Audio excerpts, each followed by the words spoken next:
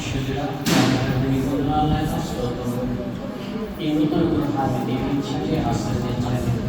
ఇంటి సభ్యులు కూడా దీవించండి, ఆశీర్వదించండి.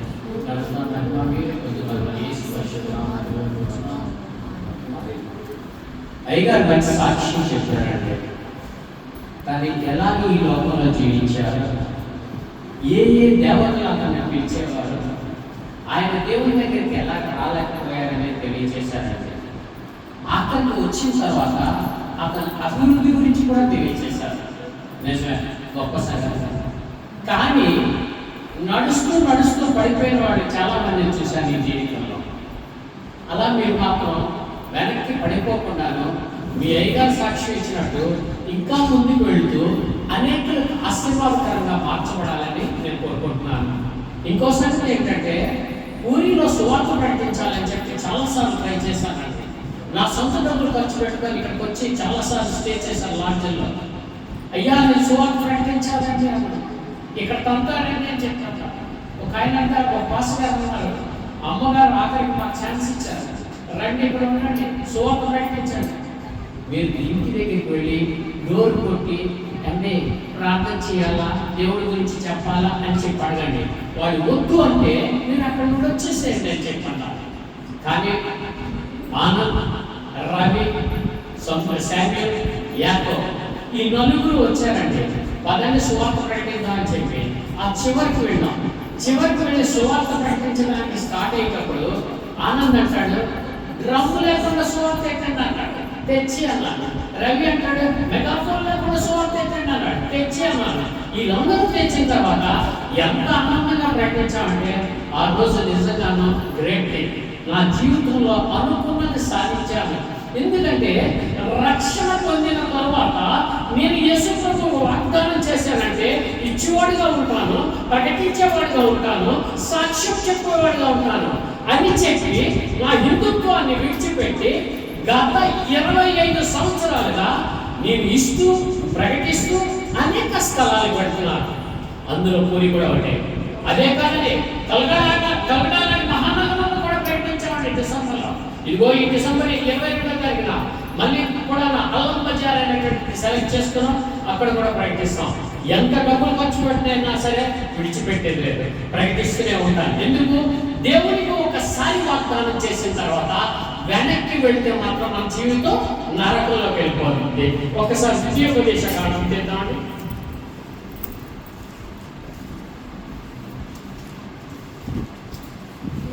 ద్వితీయోపదేశ కాండము 8వ అధ్యాయము 12వ వచనం. మంచి ఇల్లు కట్టించుకొని వాటిలో నివసింపగా నీ పశువులు గొర్రె మేకలు వృద్ధి అయి నీకు వెండి బంగారములు విస్తరించి నీ కలిగినదంతయు వర్ధిల్లినప్పుడు నీ మనస్సు మదించి దేవునికి స్తోత్రం. అన్ని కలిగిన తర్వాత నీ మనస్సు మదించి, అంటే నాకున్నాయి అన్ని, నాకు ఈ దేవుడు ఇచ్చేసాడు, మళ్ళీ వెనక్కి వెళ్ళిపోయేటాడు చాలా మంది. ఈ స్థితికి వచ్చిన తర్వాత నేను చెప్తుందో తెలుసండి, నీ మనస్సు మదించకూడదు, నువ్వు వెనక్కి తిరగకూడదు, ఆయన వైపు చూడాలి. అందుకే మన పెద్దలు ఏం చేస్తున్నారు తెలుసా, ప్రతి దానికి కూడా మంచి అర్థాన్ని, పెండ్లి అనే దానికి వివాహానికి మంచి అర్థం పెట్టారు, ఇంటికి కూడా మంచి అర్థం పెట్టారు. వీటినన్నిటిని అనుసరించి జీవించండి అంటాడైతే తెలుసా. ఒక ఆయన హౌస్ అంటే హాస్పిటాలిటీ అంటే అతిథి సత్కారం. అతిథి సత్కారం అంటే మనం చక్కగా చేయాలట. చాలా మంది ఇల్లు కట్టడానికి మొదలు పెడతారు. మొదలు పెట్టిన తర్వాత వాళ్ళు ఏం చేస్తారంటే అప్పులు పాలైపోయి ఇంటి స్థలాన్ని కూడా అమ్ముకొని ఏమీ లేకుండా వెళ్ళిపోయిన ఉన్నారు. కానీ అది కాకుండాను మనకు అన్నీ కావాలి, ఇల్లు కావాలి, అన్నీ కావాలంటే ఎవరికి ఆతిథ్యం ఇవ్వాలంటే ముందుగాను మన యేసయ్యకి ఆతిథ్యం ఇవ్వాలి అంటాడు. చూడండి, అబ్రహాం అంటాడు తన గుడారం ఎదురుగా కాచుకొని కూర్చొని ఉన్నాడు. ఎవరైనా వస్తే వారికి అతిథిని ఆశ్రయం ఇవ్వాలని. ఒక 3 మనుషులు వస్తున్నారు, వాళ్ళని పిలిచి అంటాడు, ఎంత చక్కగా అంటాడంటే కూర్చో. ఒక్కసారి ఆదికాండం తీద్దామమ్మా.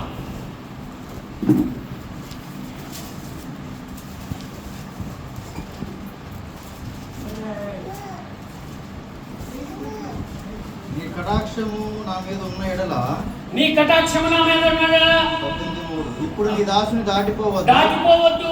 నేను కొంచెము నీళ్లు తెప్పించెదను. దయచేసి కాలు కడుక్కొని ఈ చెట్టు కింద అలసట తీర్చుకొని కొంచెం ఆహారము తెచ్చెదను. ప్రాణమును బలపరచుకొని తర్వాత మీరు వెళ్ళవచ్చు. దేవునికి స్తోత్రం.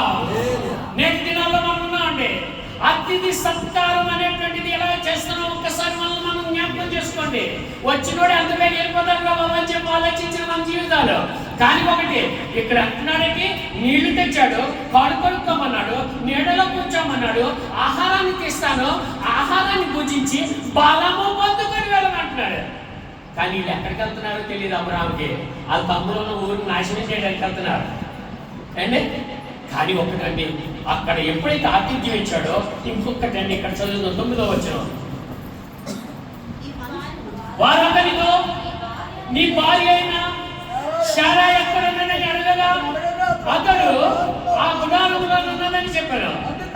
అందుకు ఆయన మీదకి కాలువను నిశ్చయముగా మరల వచ్చెదను. అప్పుడు నీ భార్య అయిన శారాకు ఒక కుమారుడు కలుగునని చెప్పాను. దేవునికి స్తోత్రం. నిజమే. ఎప్పుడైతే అతిథి సత్కారం చేశాడో, ఆతిథ్యం ఇచ్చాడో, ఆ దేవదూతలు ఏం చేస్తున్నారో తెలుసా? ఆ ఇంట్లో ఏ లోటు ఉందో ఆ లోటును తీర్చాడు. 100 సంవత్సరాలు అయిపోయిందండి. 99 సంవత్సరాలు ఇంటికి అయిపోయింది. కనని కన్ను కనెక్ట్ చేసి వచ్చే ఈ ఏడాది మేము వచ్చినప్పుడు నీ ఒళ్ళో ఏంటుంటుందమ్మా? పెట్టుంటుందని సార్. నిజమే. ఎప్పుడైతే మనం తప్పకుండా అతిథి సత్కారం ఎవరికి నా ఎస్ఐకి చేసినట్లయితే ఈ ఇల్లు ఏంటండి ఎంతగానో పెద్ద రాజభవనాన్ని మీరు పొందుకుంటారు. దేవునికి స్తోత్రం. అంతేగానండి హౌస్ ఓ ఉంది. ఓ అంటే తెలుసా? ఒబీడియన్స్. ఒబీడియన్స్ అంటే విధేయత. చాలా మంది ఏం చేశారు, నాకు ఇల్లు వచ్చేసింది కదా ఇంకేం అక్కర్లేదు అని చెప్పి వేరే విధంగా ప్రవర్తించడం మొదలుతారు. కానీ అక్కడేంటే తెలుసా, మన పూర్వీకులు హాస్పిటాలిటీ ముందేటంటే ఇది అతిథి సత్కారం, తర్వాత ఏంటంటుందంటే ఒబీడియన్స్, విధేయత చూపెట్టాలంటున్నాడు. తర్వాత యు అంటే యూనిటీ, కలిసి జీవించడం. ఏటవుతుంది? ఎంత పెద్ద ఇల్లు కట్టాను రా, అల్లుడు ఆ కులం రా, ఇల్లుడు ఈ కులం రా, వీడు తక్కువ రా, వీడి దగ్గర డబ్బులు లేవురా అని చెప్పి చాలా మంది ఏం చేస్తారు, వేరు చేసి చూస్తారు. కానీ మనం కలిసి జీవిస్తేనే మనకి ఆశీర్వాదాలు ఎక్కువ ఉంటాయి. ఆ తర్వాత ఎస్ అంటే సెక్యూరిటీ. ఎంత పెద్ద ఇల్లు కట్టాడు ఆయన, ఎంత చిన్న తాళం వేస్తాడు. నాన్న తాళం వేసాను కొడుకు అడుగుతాడు, నాన్న తాళం వేసావు ఎక్కడ పెట్టు అని చెప్పి ఆ తల్లి అడుగుతాడు, భార్య అడుగుతాడు. ఈ చిన్న తాళం గురించి ఎంతమంది అడుగుతారు. కానీ యెహోవా ఇల్లు కాపాడినలా కావలేవాడు వేచి ఉండుట వ్యర్థమే అంటున్నారు. ఎంత చిన్న తాళం ఇంటిని కాపాడలేడు. ఆ దేవుడే యెహోవా కాపాడితేనే కాపాడబడుతుంది. ఎంత ఇంటిగా సిమెంట్ అన్ని వేసి కట్టారు వీళ్ళు. కానీ ఆఖరికి ఆ గేట్ వేసి ఏం చేస్తారంటే ఎంత చిన్న తాళం. ఆ చిన్న తాళం మీద నమ్మకం ఉంది, కానీ ఆ ఇంటిని కాపాడే దేవుడి మీద ఎవరు కూడాను నమ్మకం ఉండదు. ఆ సెక్యూరిటీ అనేటువంటిది ఆయనకి విడిచిపెట్టాలట. ఆఖరికి అంటాడు ఏంటంటే ఈ అంటే ఎటర్నిటీ అంటే ఈ లోకము శాశ్వతము కాదు, ఈ లోకాన్ని విడిచిపెట్టి వెళ్తావు. ఏ లోకంలో కంటే పరలోకానికి. అంటే ఎటర్నిటీ అంటే మనం పరలోకం గురించి ఆలోచించాలి. ఈ లోకంలో అన్ని సంపాదించారయ్యా, ఇవన్నీ అయిపోయి ఇక్కడ వదిలేస్తాం, వెళ్ళిపోతాం. వెళ్ళిపోయేటప్పుడు ఎక్కడికి వెళ్తామని ఇదే చివరిలో మనం జ్ఞాపకం చేసుకోవాలి. అందుకే మన భక్తి పెద్దలందరూ కూడాను వీటన్నింటినీ ఏర్పాటు చేశారు. ఒక్కసారి విద్యోపదేశ కాలం తీయడమ్మా.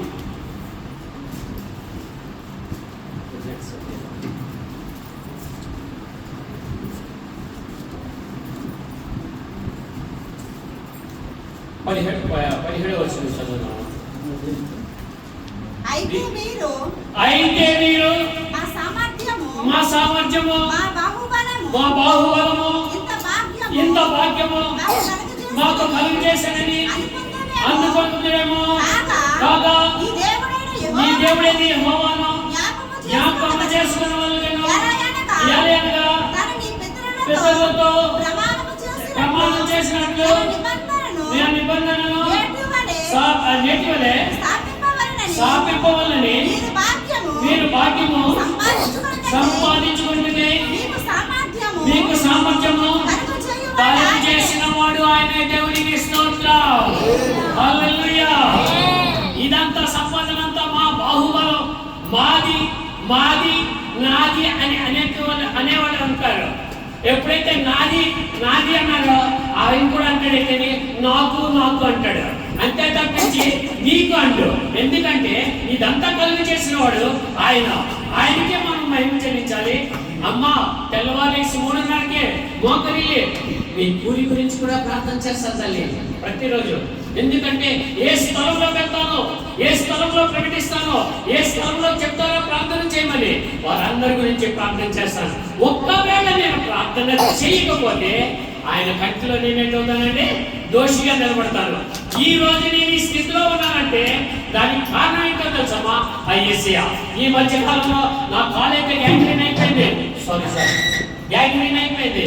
ఈ కాలైతే ముక్కలు కోసేశారు భయంకరంగాను.